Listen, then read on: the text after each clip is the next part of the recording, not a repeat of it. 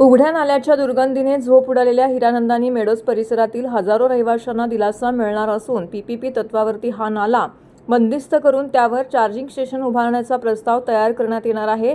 आमदार संजय केळकर यांनी नुकतीच ठाणे महानगरपालिकेच्या अधिकाऱ्यांसमवेत पाहणी केल्यानंतर हा निर्णय घेण्यात आला आहे।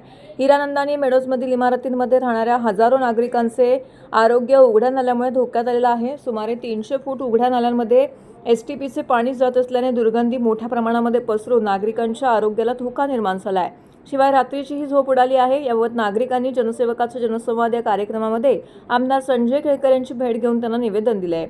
यावेळी केळकर यांनी संबंधित अधिकाऱ्यांशी चर्चा करून उपाययोजना सुचवल्या होत्या। त्यानुसार केळकर यांनी या नाल्याची पाहणी केली। यावेळी स्थानिक नगरसेविका स्नेहा आमरे, महापालिका अधिकारी खंडागळे, स्थानिक नागरिक उपस्थित होते।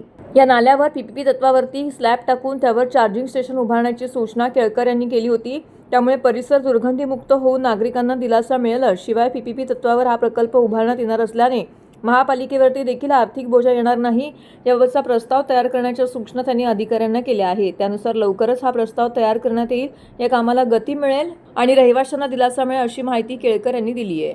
या ठिकाणी हजारोने लोक राहतात आणि आमच्या या ठिकाणच्या नगरसेविका स्नेहाताई आमरे हे सर्व हे जागरूक नागरिक यांची मागणी होती आणि त्याच्यामुळे आज आम्ही पाहणी करायला आलो। इकडे सगळे नाले जे आहेत 200-300 फूट ते सगळे खुले नाले आहेत। काही नाल्यांच्यामध्ये एसटीपीचं पाणी पण सोडलेलं आहे आणि त्याच्यामुळे इथले लोक इतके त्रस्त आहेत की या ठिकाणी त्यांना रोगराईला सामोरं जायला लागतं, आरोग्याला धोका निर्माण झालेला आहे आणि प्रचंड प्रमाणामध्ये दुर्गंधी येते।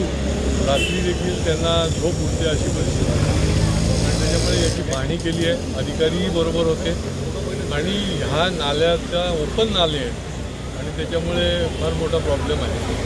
तर ते क्लोज करून त्या ठिकाणी काय करता येईल ते एखाद वेळ आम्ही तिथे चार्जिंग स्टेशनसुद्धा उभं करता येईल पीपीपीच्या तत्वावर किंवा मग महापालिकेच्या माध्यमातून त्या ठिकाणी स्लॅब टाकून हे नाले जे आहेत ते बंदिस्त ठेवता येईल तरच इथल्या लोकांचं स्वास्थ्य जे आहे ते सुधारेल। नाही तर ही सगळी मंडळी जी आहे ती या ठिकाणी त्यांच्या आरोग्याला फार मोठा धोका निर्माण झाला।